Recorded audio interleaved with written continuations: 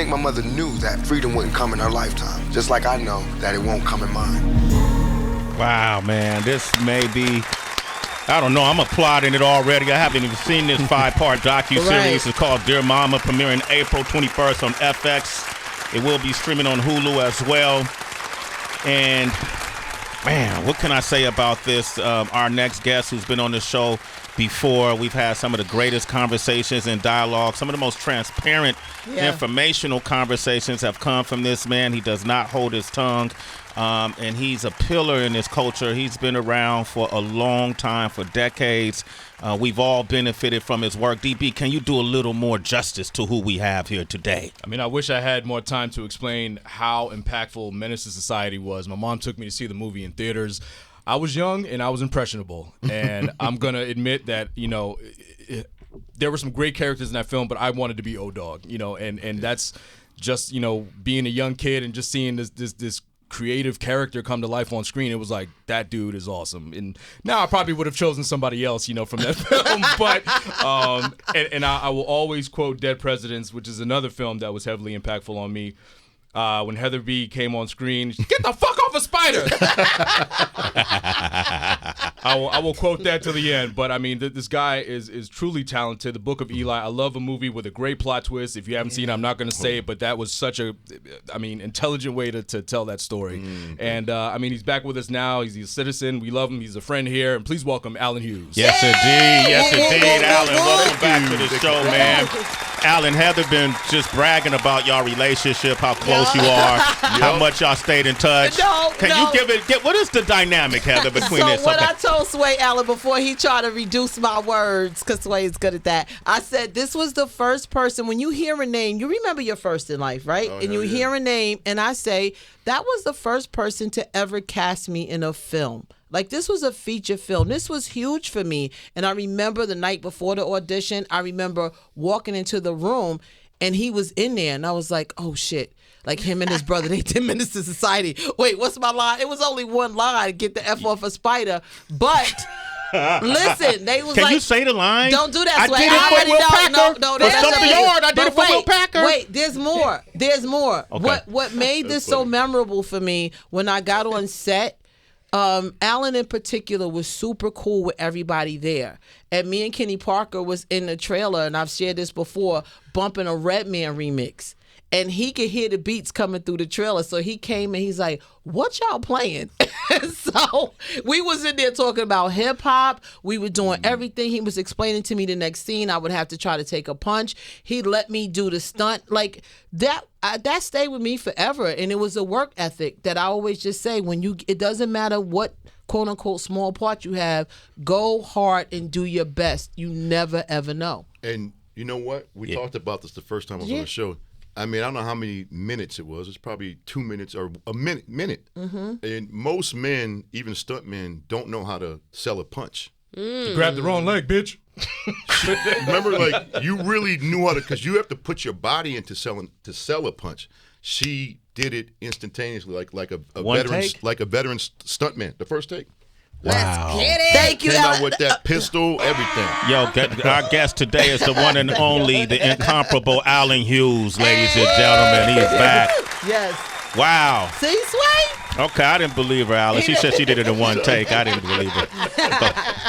Allen, I have a little surprise for you, because back in 2020, when we were all at home doing interviews, virtually and everything because of COVID, we had Deion Taylor, Tyron Turner, and Michael Ealy promoting the Phone Fatale. We asked them about a certain scene in the film and if it was an ode to Menace, and this is what they had to say. It was coming up. There's a scene where Tyron is sitting in a car and he's talking with his cousin, and I'm looking at this scene and I thought I was looking at Menace to Society almost. And right. Deion, we talked about it and he was just like, you know what, man? I'm thinking about bringing that particular car.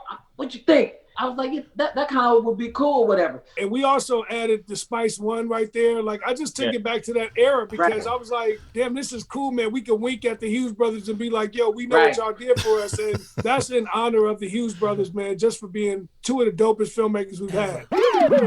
Oh, shit. No, I didn't even know. You didn't even know that, I huh? just say this was at dinner with Deion about a month ago, he didn't even tell me that. No, I didn't know that. Wow. I did not know that. Wow. Yeah, man, you're celebrated, man. Your work Yeah. is celebrated. It's been a tremendous inspiration to many folks. This particular 5-part docuseries, I want to jump into it. Dear Mama, I found was really interesting because Layla Steinberg, Tupac's original manager, Layla used to take Pac, and she used to do this with me too, around different various high schools in the Bay Area, and we would talk to kids, and Pac would do a lot of community work and so on and so forth. And when she told me about it, I said, I love Allen, but this sounds interesting to me because of their relationship was so volatile.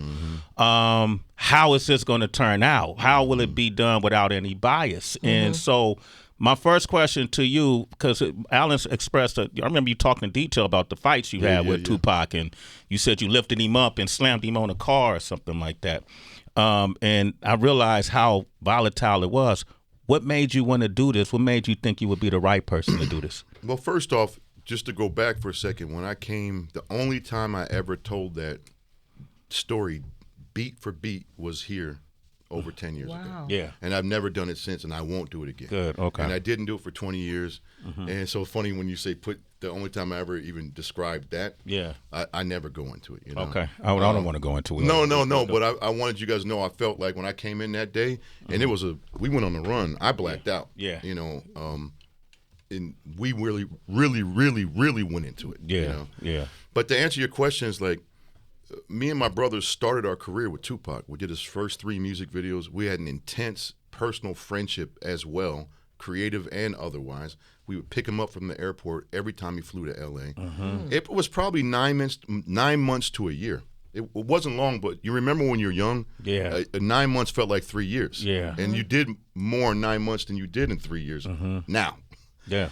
So, like your family and like my own brother, I've been in fist fighting. I damn near hung my brother off a balcony. He's throwing microwaves at me. Really? Like we've gone hard, But you can't reduce the relationship to the times that we were in fist fights. Yeah. And with Tupac, there was a tremendous amount of love there for 99% of it.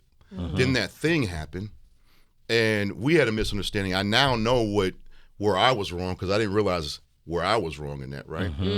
He was, we don't need to make it violent. That was wrong, right? Yeah. And then at the end of the day, is like, I'm super proud of who he became globally and what he represents.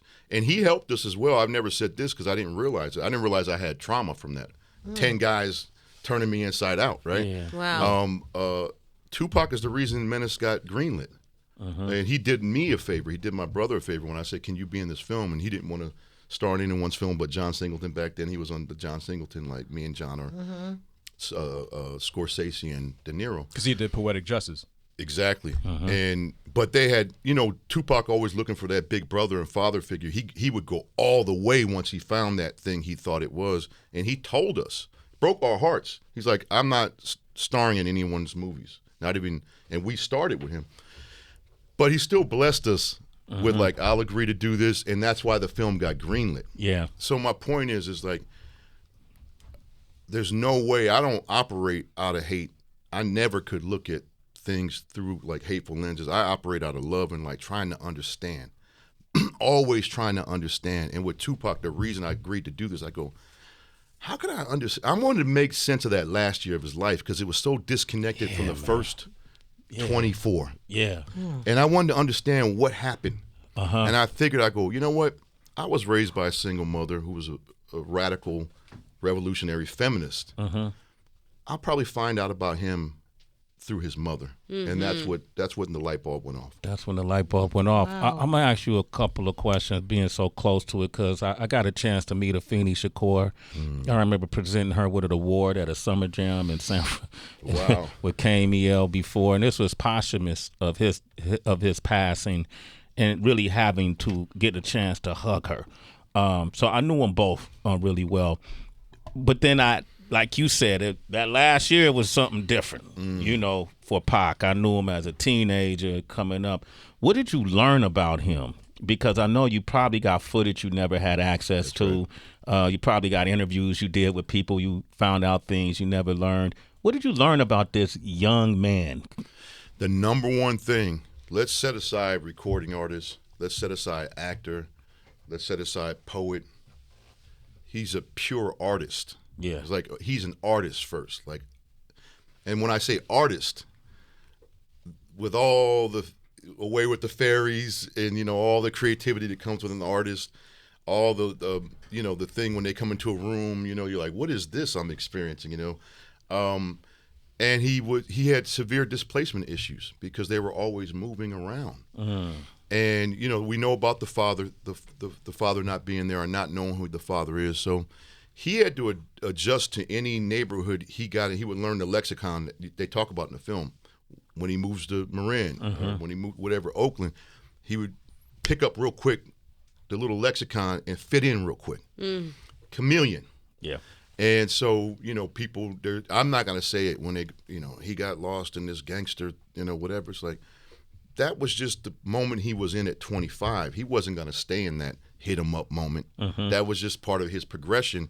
But as you know, Tupac, when he felt something, oh, you're going to feel it. Yeah. That's why we talk about him. That's why you see his image in murals in Africa and in Europe and Asia and South America, because he's a global symbol of rebellion, you know. But I learned that this all, and also like poverty. I didn't know how poor Tupac was for a large part of his adolescence. They didn't know where the next meal was coming from. Because of their ideals, you know. They don't pay the ideas that, you know, their life philosophies don't make you money. That's like right. revolutions have to be financed, right? Would you have, now knowing what you know today as an adult male, what would you possibly could have done differently with Menace to Society and how that went? Would you have done, with Tupac? Yeah. First of all, besides Tupac, I would have liked to make a better movie, but my brother would say the same thing. Okay. But we were young.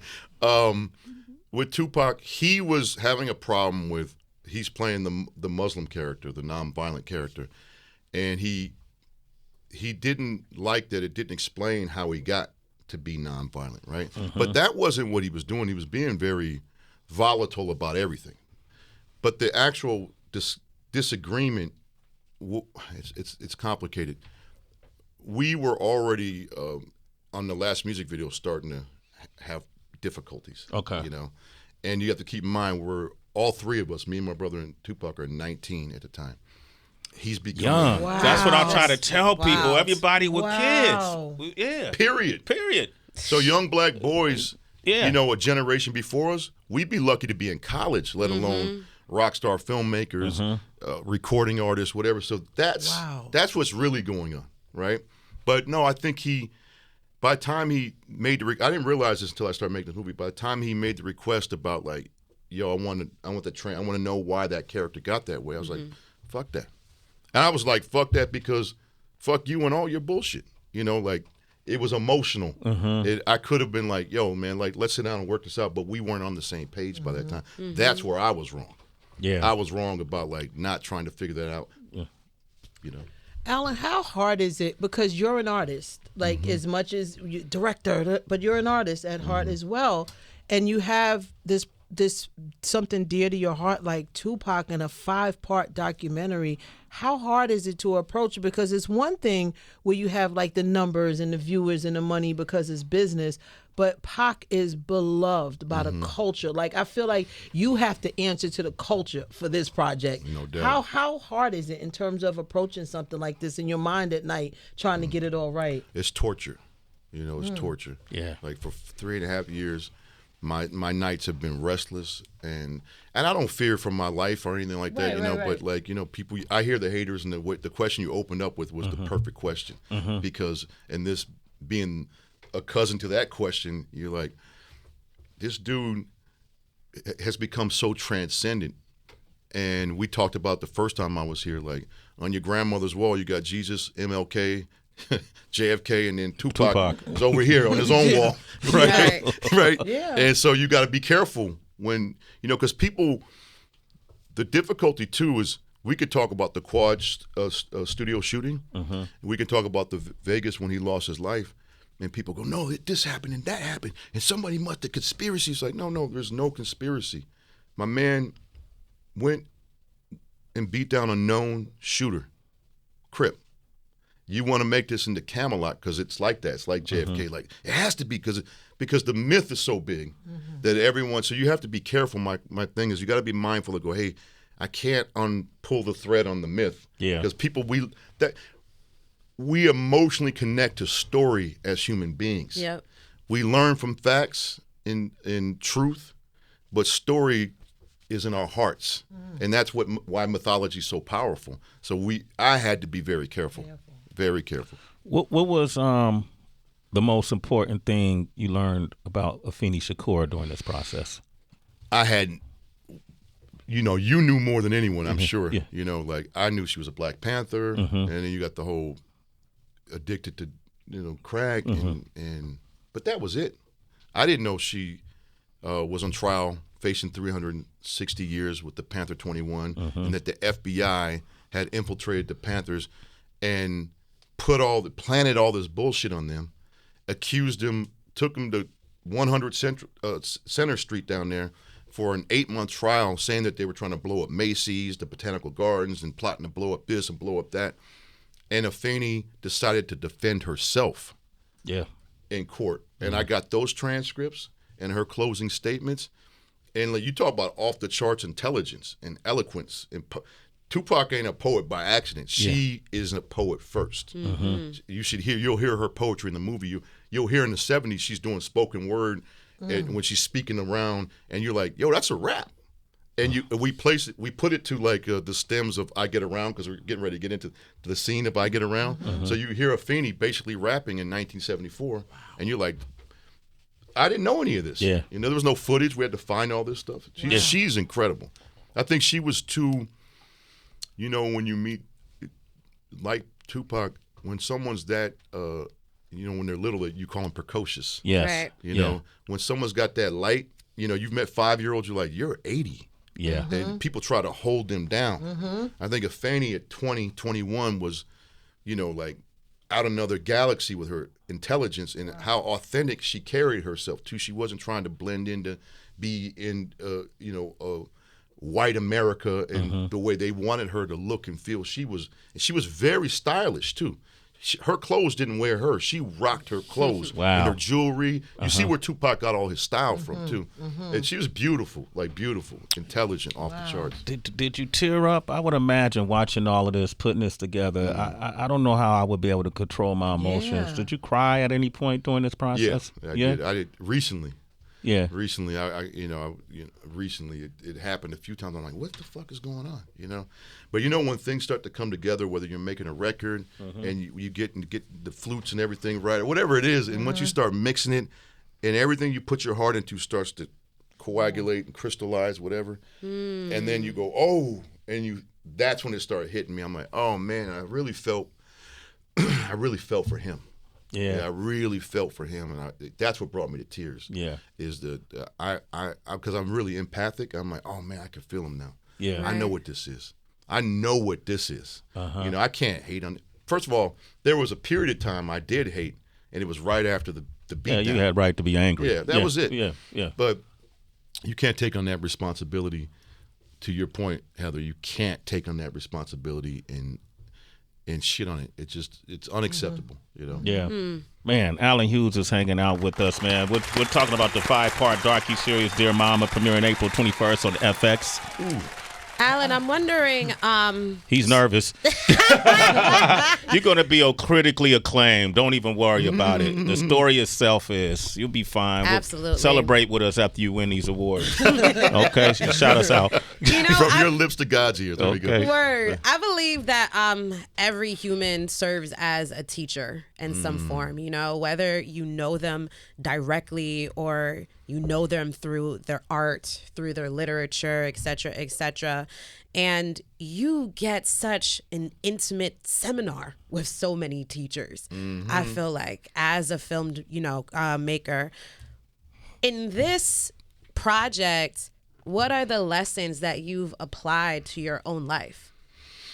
Wow, you guys are coming deep. Shit, that's a really great question. And when you sit down with in the case of the Defiant Ones, I'm sitting down with like world-class poets and writers, and you're like, why is I'm getting all this game? I mean, these are writers, right? Right. You know, whether it's Snoop or Bruce Springsteen, these are writers.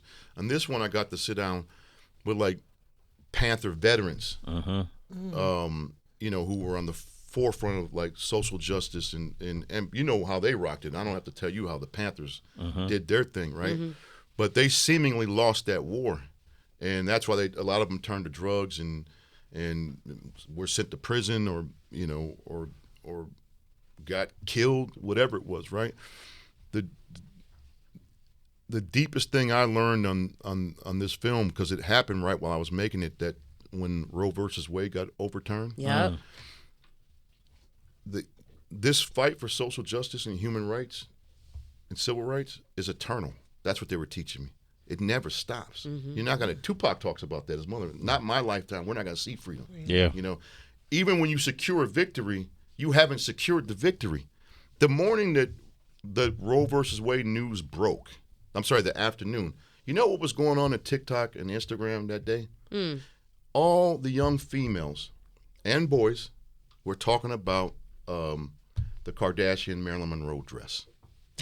That's what they were talking about. Wow. And I thought it was a tale of two cities. That afternoon, it dropped that the rumor was Supreme Court's getting ready to get rid of this. I go, well, look at what all these young women are talking about right now. Look at what all these young men are talking about right now. 40 years ago, you think young women and young men would be talking about a goddamn dress? You took your eye off the ball. I told my mom, I'm like, what about these young women, She goes, fuck the young women. What about the young men? They got responsibility in this too. Absolutely. So I'm learning on the journey to your point there. Your question is like, it helped me, you know, the ideals again, you know, and also like, you know, what at what cost can I be bought? Right. Wow. I had to really ask those questions. What excess can I lose myself to? And I decided, I'm like, none. You can't buy me. Self-possession is what Afeni and Tupac taught me. That's a difference than self-obsession. And we're in an era of self-obsession. Self-possession is a spiritual thing where you know self. You know, like, you might be at a wedding of a friend. You're like, I got to get in the wind right now. Like, it's seen. Yeah. But your spirit's like, you get in the wind, someone gets shot. 15 minutes later. Yeah. That happens. Like, but you feel it, you know? So we're in an era of self-obsession. Yeah. And I think we need to learn about self-possession. And that she had that tenfold, Afeni.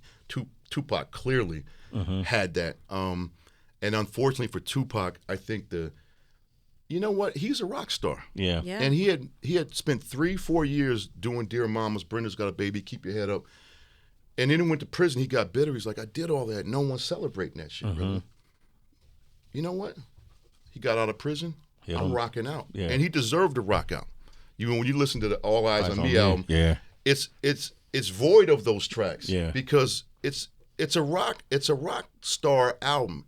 He gave into the excesses. But that was he was moving through that stage. You know? Yep. He told me he told me he went through that stage to gather attention of the people who needed to hear it most. You know what I mean? Told them what they wanted to hear. But then he was going to transition and tell them what they needed to hear. But then his life was taken. I believe that. Yeah. I really believe that. Yeah. You know. But I also believe that he's 25 and young man. And he's a sex symbol. Like, you know, like, come on, man. I know. I used to hang out with him. I caught some crumbs. Alan, I caught the crumbs, baby. His crumbs were like full cakes. How you gonna set me up like that when I'm about to ask a serious question? Yeah, who you had crumbing off Tupac's table? Alan, something that I'm a really big fan of filmmakers who understand the importance of pairing music with film. Yes. Because it's just as crucial to sell and market a film when you have a great soundtrack. Menace to Society, amazing soundtrack. Dead Presidents, amazing soundtrack. Even now in the trailer for Dear Mama, you use like a acapella stripped down version of the song. Yes. But we don't see that so much anymore. You know, Black Panther had a great soundtrack, but you don't see it being utilized as often as it was in the 80s and the 90s. Why is that? That's a great question. I mean, well, you see what happened to music with streaming. You know, the network just asked me, they're like, can you put together, we do director's playlist with Apple Music, like the music that inspired you doesn't necessarily need to be in the film. I'm like, oh, is this what the soundtrack is now? Like, yeah. You know, curated playlist. Yeah. You know, and it's shareable, so it makes sense. And I think everything has changed. You know, we all talk about it. It sounds cliche now, like, oh man, they don't make them like the records ain't the movies. Television's gotten better. I think. Yeah, the writing got a lot better. And a lot of people started going to TV. Yeah, but soundtracks like everything got just streamified. You know, and everyone. Again, I hate to say this, we're living in a narcissistic culture now. iPhone, iPad, I, everything's me. What is in this for me? So there's no like fans like there used to be too. Like, oh, you know, I work at IBM. I'm going to see Tupac this weekend. Whatever it used to be, but I got my little lunch pail. I'm going to work. No, the person with the lunch pail now is like, I'm getting ready to form a tech company, flip it, become a billionaire. You know, like everyone's. So I don't think anyone's focused on any of that type of shit anymore. I really don't. You know? Allen Hughes is here. Dear Mama, man, get a round of applause to April 21st on FX Citizens. I keep saying it. Yeah. 2 questions. That was random, wasn't it? I'm like, what the fuck was I just talking about? No, you nailed it. You nailed it, man. You on point today. You on fire. You on fire. Allen Hughes. Shit. Is he the most, in your opinion, influential figure to come out of our generation? Hands down. Hands down. Why? He checks all the boxes. You know, even when you talk about greatest hip hop artists of all time. Yeah. You know, I have my personal favorite, which was his personal favorite, Scarface, Brad Jordan. Brad Jordan. Okay. Ooh, damn. Man. That's my muddy waters, right? But Tupac, when you think about, like, when you listen to Blasphemy, or you listen to Me and My Girlfriend, and he starts to rage out, and you hear the Hennessy and you hear the passion, you go, wow, he did that one take. He didn't go repunch and perfect it. You feel his spirit. And I was talking to Nelson George the other day. He goes, yes, he's Wilson Pickett. He's Otis Redding. He's a soul singer. You feel him. Mike Tyson said in this film, the children soldiers in Africa love Tupac. They go into war, and there's a picture in the film. You see these 12-year-olds with machine guns. They look 80. They're wearing Tupac shirts. I said, how the hell do they know what he's saying? They know what he's saying. Yeah. That's what makes him the greatest of all time. He is easily still one of the most talked about people on the internet, and he passed away. Life was taken in 1996. Check this out too. Yeah. This is a little sacrilegious. Okay. But like the Bible, and I don't know any other 20th century figure you can do this to. You can project what you want to into Tupac. You can see a lover. You can see a fighter. You can see a saint. You can see a sinner, a poet, a prophet, violence. Whatever you want to see, you're going to see in him. I don't know any, not Muhammad Ali, not MLK, not Gandhi, not no one of the 20th century icons in the current 21st century can you project what you want to into, like the Bible. Like the Bible. That was deep. So the nigga's biblical. Okay. All right, this will be my final question. Is, now that you know what you know and you lived the life you lived, and from the time you were a teenager and you met this man to now, especially making this film, if you had a chance to sit with him today, what would you say to him? It's probably I love you and just hug him. Yeah. You know, I was outside right now. And I don't know what that was. I thought he was just casually walking. I am. Sway. I was. It felt casual. Yeah. But I saw a camera, I think. No, it wasn't a camera. It was a phone. Oh, Ty always got his iPhone, but it wasn't. And it was casual. It was like, oh, there he goes. You know. Like and then he came to hug me. And there's certain people that hug you, and you're like, damn, this motherfucker's he knows how to hug. Yes. This is a hug. Yes. And you learn the power of touch and what a real hug is. And it's almost Southern in its, you know, and I really mean this. I was touched because, if you know, I'm pulling away a few times and he's, Sounds and like I'm like, he knows I need it. Yeah. He knows I need it. That's what I would do. Yeah. With Tupac. And I'm not as good as you at that, at the proper hug, but that's probably what I would do. And I know you needed it. I needed it too.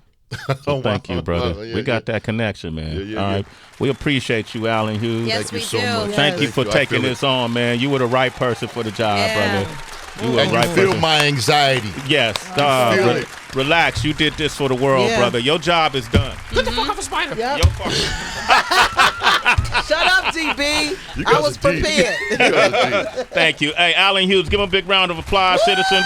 Dear Mama, premiering April 21st on FX and then streaming on Hulu. Yeah. Okay, long live Pac. We got Mr. FAB representing the Bay Area coming up next. Too much Bay today, Sway. I'm just saying. You want to talk to Fab, 888-742-3345.